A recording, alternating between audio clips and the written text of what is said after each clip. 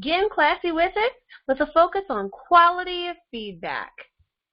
Well, as you know, when I say get classy, I mean the classroom assessment scoring system. What is the class measure? Well, class provides guidelines for what teachers should be able to do. It is organized around 3 domains: emotional support, organizational classroom organization, and instructional support.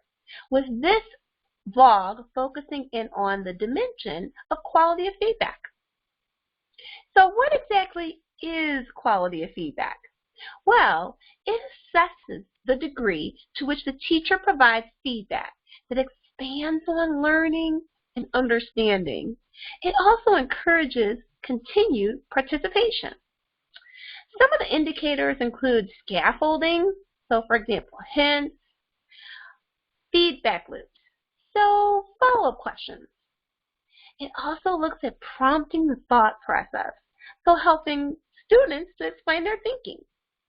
Other indicators include providing information and also encouragement and affirmation.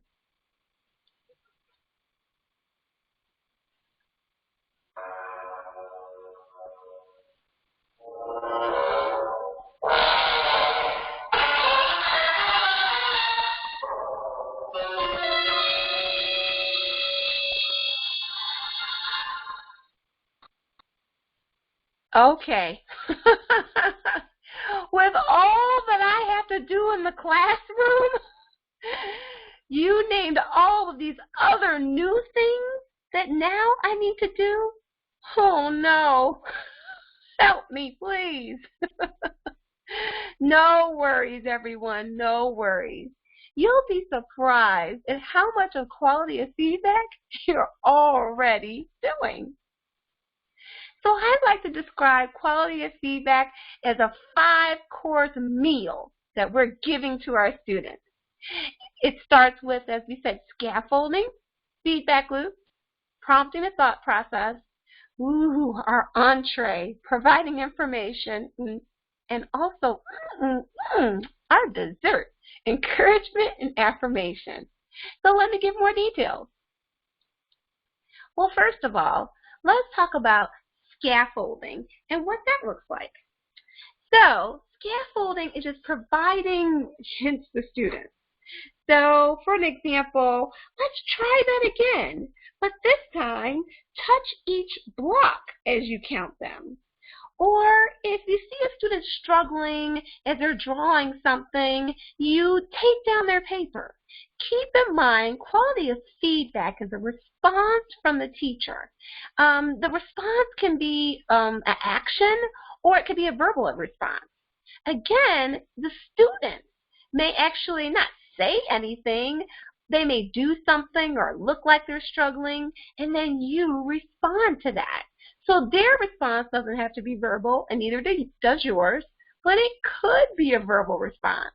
So it's an action or words that help students to gain learning or lead to learning. Here's another example, a student working on a puzzle. And you just may hear some grunting, or you may see a frown on the child's face. And then you respond by saying something like, I wonder if you turn your puzzle, what might happen? What colors match? So, sound familiar? You're going to love quality of feedback, because what you'll discover is that these are things you already do in your classroom, and it's just providing a different label to it. Holding something where a child fits in, a block or a cube, or, cutting with scissors and you're holding the paper, that's a response. The response, like I said, could be verbal, it could be an action, and also the response is effective. The response actually helps a student to gain a new understanding or supports them with their learning.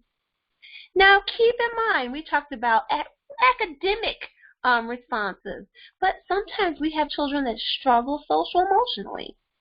So the little one who it's time to clean up, and runs away, well, you may respond with actually pictures of the schedule. The schedule could remind them of what's happening next or what they should be doing. What do you see here? What should you be doing? Okay. What's going to happen next? So our responses could be to content, but also to, challenges in the classroom that are social emotional as well. All right. So now let's get into feedback loops. Yummy. Now, you may have heard a slogan for Head Start, in particular, professional development, called Strive for 5. But you may be surprised to know there's no number we're looking for as class observers when it comes to feedback loops. Feedback, yes, haha, play on words. We want to feed feedback. You want to feed that child with back and forth exchanges and follow-up questions and comments until there is a new level of understanding. That's what we're looking for. So you're going to keep feeding and feeding and feeding until you see that light bulb go off. So, for example, a child is struggling with something such as, writing on their paper their name. And then you're going to, for example, suggest, I see that you're working hard here. I'm wondering if we have something to help you to write your name. Is there something in this room? I'm just trying to think about this. That helps us with our names. And then all of a sudden, boom, the child goes, oh yeah, we have name cards. Then the child gets up, goes over to get their name card or asks for help to go get it, and then the child's like, this is going to help me. And then the child actually succeeds in writing their name. And so now you've got, that light bulb is going off. So so that's what we're looking for with feeding. Okay, keep the feed in your mind. Feedback until a child goes, that's what it is. So it could be a social emotional challenge. A child doesn't want to, share or take turns. What could we do? What could we do? To get someone to take turns, gosh, it's something that, that we have in the classroom. Oh, it's a wheel of choices. That's right. And then you walk over to the wheel of choices and spin the wheel. And it lands on, trade. And the child goes, oh, okay, trading. What is trading again? And then the teacher says, well, here's an example. Mary, can I trade you this doll for that car? And the child goes, let me try this. Could I trade you, a hug for your blocks? And the child goes, nah, that's not fair. And the child stomped again. And then you go, well, hey guys, this isn't over. We got some more ideas on the wheel of solutions. The child spins the wheel again. And then it says, play together with the toy. And then the child goes, well, hey, that's a good idea. Could we play together? That I play for a little bit and you play for a little bit? I wonder if, I wonder how we can do this. Can we get a timer maybe? Will that help us to take turns? And then the child finally says, sure. And then therefore both children have kind of solved their problem and maybe learned a new way of interacting or engaging with one another. And you're supporting that. So what you're going to do is you're going to feed, with comments or questions or, drawing children's attention to something in the classroom that might give them support until they have a new level of understanding.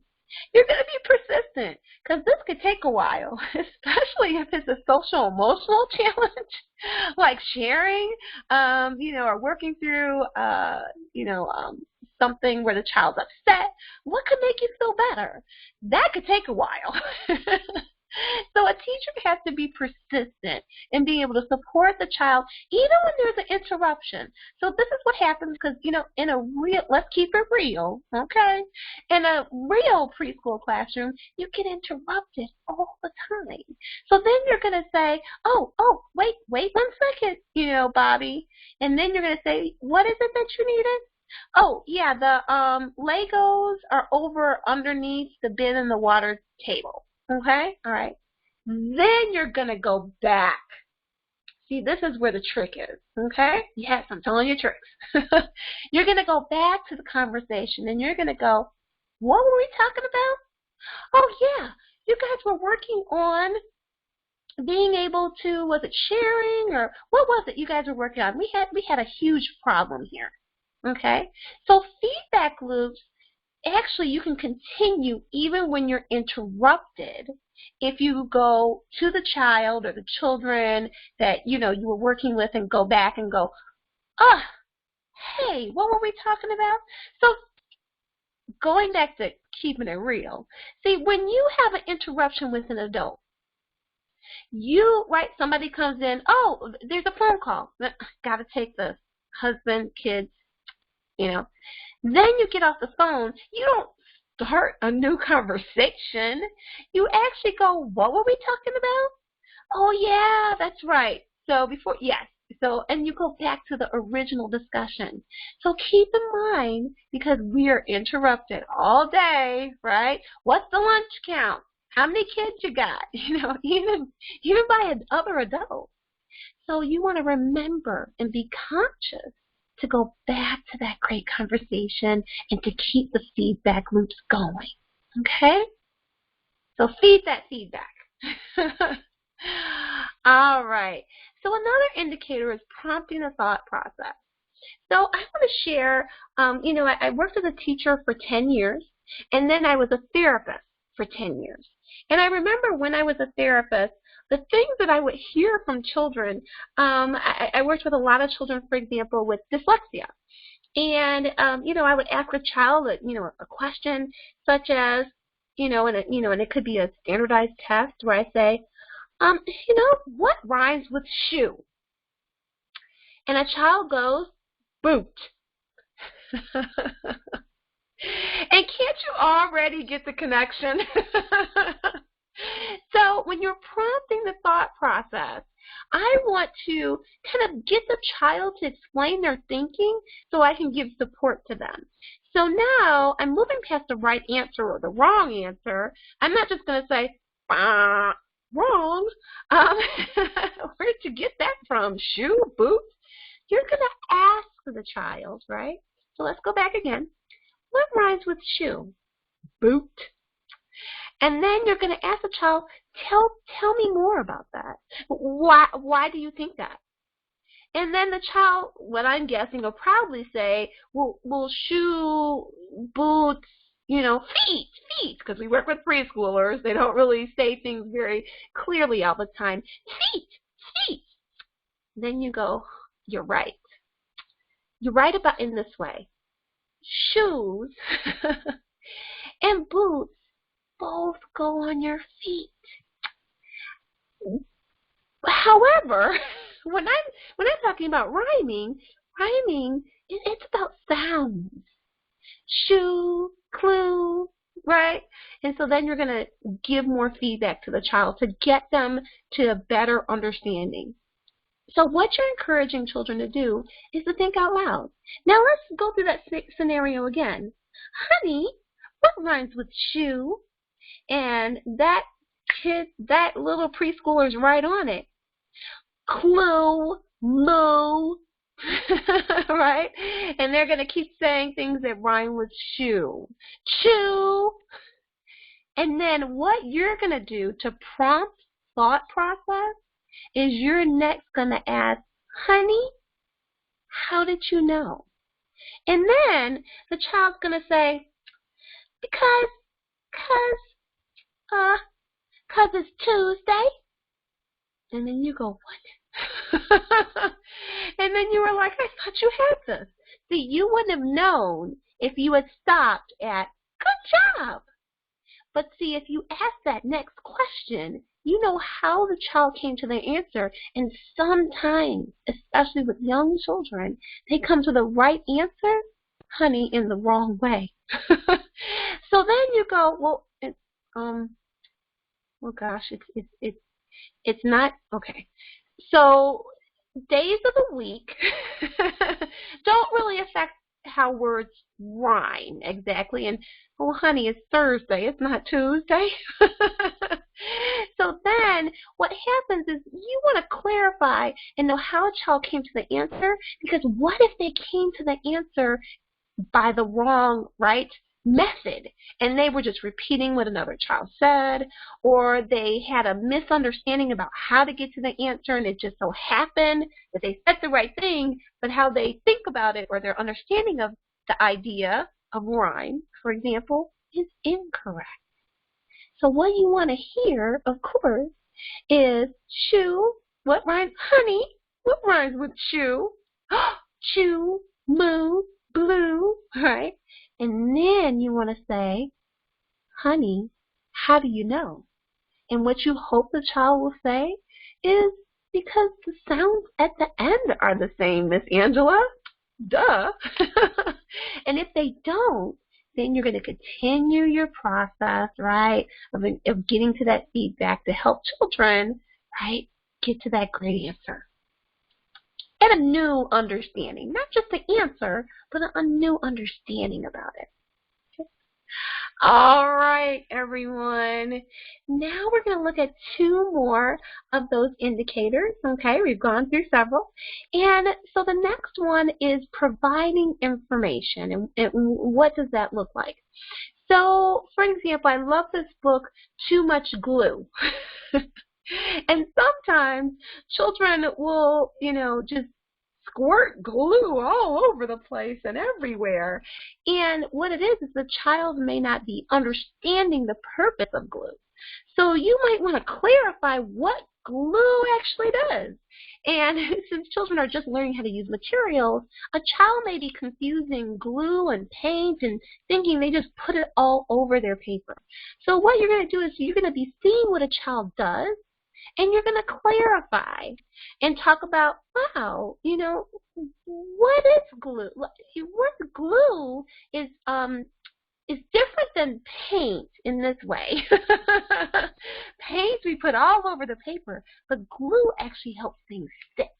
So you're going to be kind of clarifying what children know about something, because they could have something incorrect. We're also going to expand on what children say and what they do. So, for example, a child may say, you may ask, what do you notice? And the child goes, sticky, sticky, sticky, or stick, stick. And you go, yes, you are right. The glue helps the other pieces of paper and, your art materials, your I don't know, other pieces of paper, or, I'm trying to think of art material names, other, manipulatives, stick. You are right. It does help the, the construction paper stick to the large piece of construction paper. There, I got it out. Okay. So you're going to be, even though children may say one word, like blue. Oh, you mean the blue car that's going quickly down the road? So you're going to be giving very specific feedback on what you see children doing or what you hear children saying. You're going to give clarification, and you're going to expand on children's understanding or even their actions. Okay? Then lastly, I like to think of that as our dessert, is we have encouragement and affirmation. So anyone who knows me or been to any of my trainings know I love to cheer for teachers when they come to my trainings. But you want to make sure that you don't cheer, right? Woohoo, you did it, and end it there. Okay? So cheering should actually go into giving that reinforcement to help children understand what they did and to keep them persisting at a task. So look at you stacking those 3 blocks. I wonder what you're going to do next, right? Or coaching children, okay? 2 more, and you'll be done with that puzzle, okay? All right? You're working so hard to figure out that problem with the, with the glue that we mentioned earlier, okay? So the difference between praise, okay? We don't praise is good job.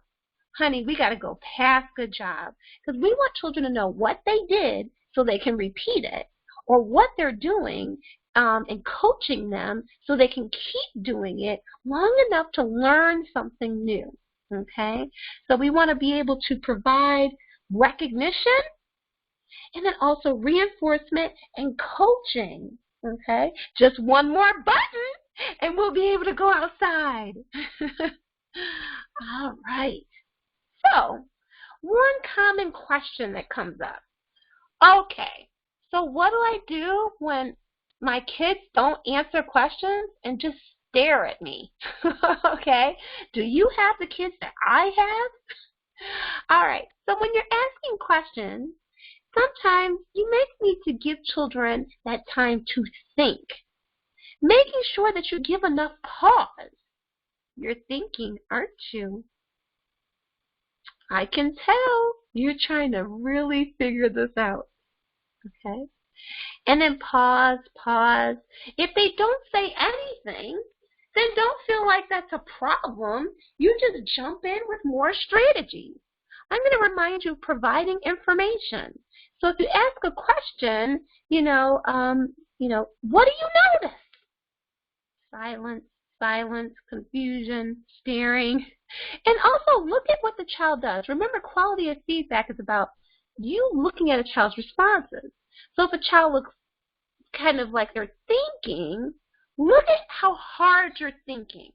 If a child shrugs, well, it looks like you need more information about this, right? So your response should fit to what the child actually does. There's no kind of set response. You should actually be kind of reading the child's cues and understanding what the next response will be. So it's very much in the moment.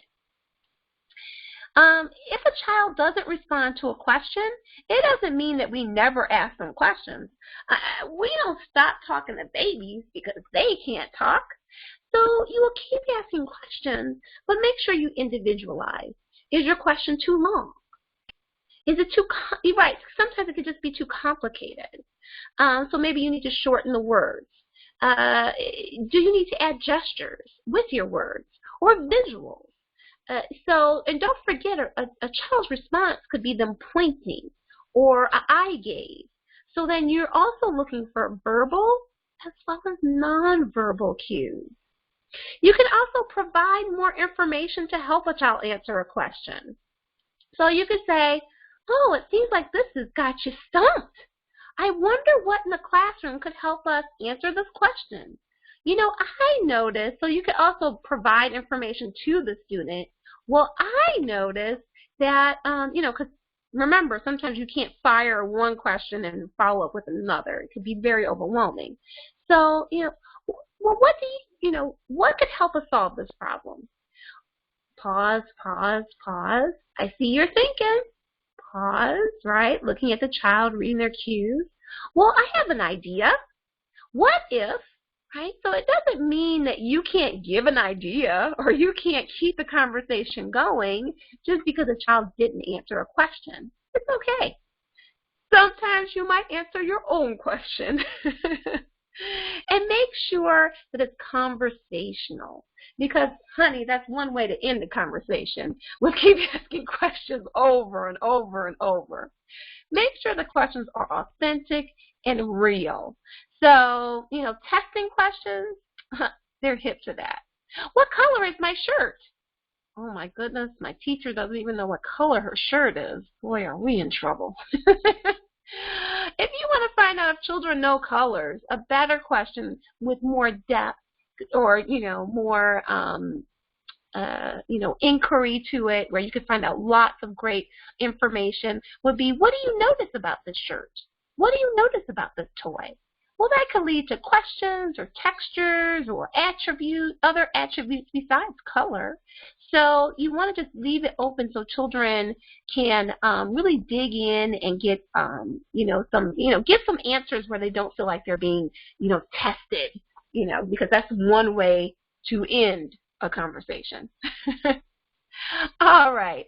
I hope you enjoyed this vlog about quality of feedback. Have more questions?